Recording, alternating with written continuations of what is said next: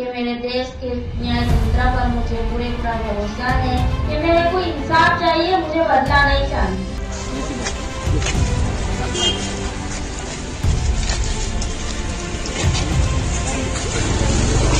2002 के गुजरात दंगे, जिसे आज भी पूरा देश भूल नहीं पाया है, उन दंगों की चिंगारी ने आज एक बार फिर से आग पकड़ ली है। उस दौरान हुआ एक केस आज फिर से चर्चा में है।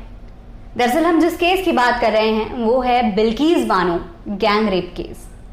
आज एक बार फिर से Bilkis Bano gang rape case चर्चा में बना हुआ है और वजह है बिल्किस बानो के 11 बलात्कारियों को रिहा कर दिया गया है। और सिर्फ रिहा ही नहीं किया गया बल्कि उन्हें मिठाई खिलाई गई, उन्हें फूल माला पहनाकर उन्हें सम्मानित किया गया। विश्व हिंदू परिषद ने उन्हें सम्मानित किया। इस घटना ने बिल्किस बानो के जख्मों को एक बार फिर से ताज़ा कर दिया है और एक बड़ा सवाल खड़ा कर दिया है कि क्या हम एक ऐसे समाज में रह रहे हैं जहां बलात्कारियों को सम्मानित किया जाता है, जहां हत्यारों को सम्मानित किया जाता है।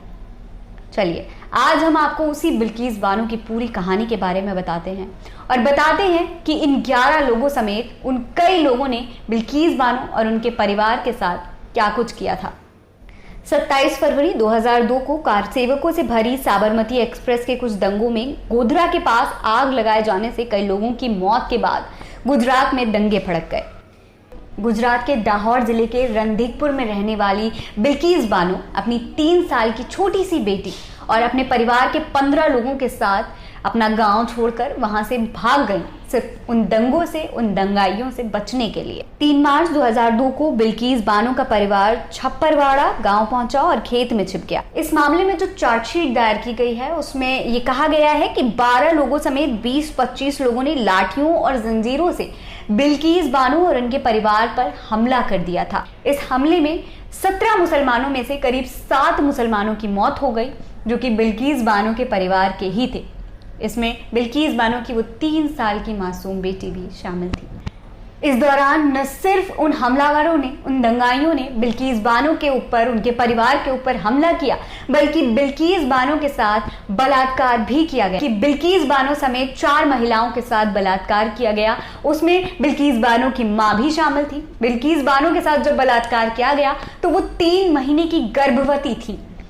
इतने से भी जब उन दंगाइयों का पेट नहीं भरा तो उन्होंने बिल्किस बानो को रणधीकपुर के एक गांव में फेंक दिया, जिसके बाद बिल्किस बानो बेहोश हो गई।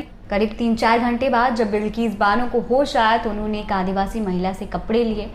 इसके बाद वो एक होमगार्ड से मिली जो कि उन्हें शिकायत कराने के लिए रिमखेड़ा थाना ले गए। वहां कांस्टेबल सोमा भाई गौरी ने उनकी शिकायत दर्ज। बाद में गौरी को आरोपियों को बचाने के आरोप में करीब 3 साल की सजा हुई थी। बाद में बिल्किस बानो को गोधरा रिलीफ कैंप पहुंचाया गया और फिर मेडिकल जांच के लिए अस्पताल ले जाया गया। उनका मामला राष्ट्रीय मानवाधिकार आयोग पहुंचा। इसके बाद सुप्रीम कोर्ट ने सीबीआई जांच का आदेश दिया। सीबीआई ने चार्जशीट में 18 लोगों को दोषी पाया। इसमें 5 पुलिसकर्मी समेत 2 डॉक्टर भी शामिल थे जिनमें अभियुक्त की मदद करने और सबूत से छेड़छाड़ करने के आरोप थे। सीबीआई का कहना था कि मारे गए लोगों का पोस्टमार्टम ठीक तरह से नहीं किया गया ताकि अभियुक्तों को बचाया जा सके। सीबीआई का कहना था कि अभियुक्तों को बचाने के लिए पोस्टमार्टम भी ठीक तरह से नहीं किया गया था लाशों का, और उनके सिर तक अलग कर दिए गए थे जिससे कि लाशों का पहचान ना हो सके।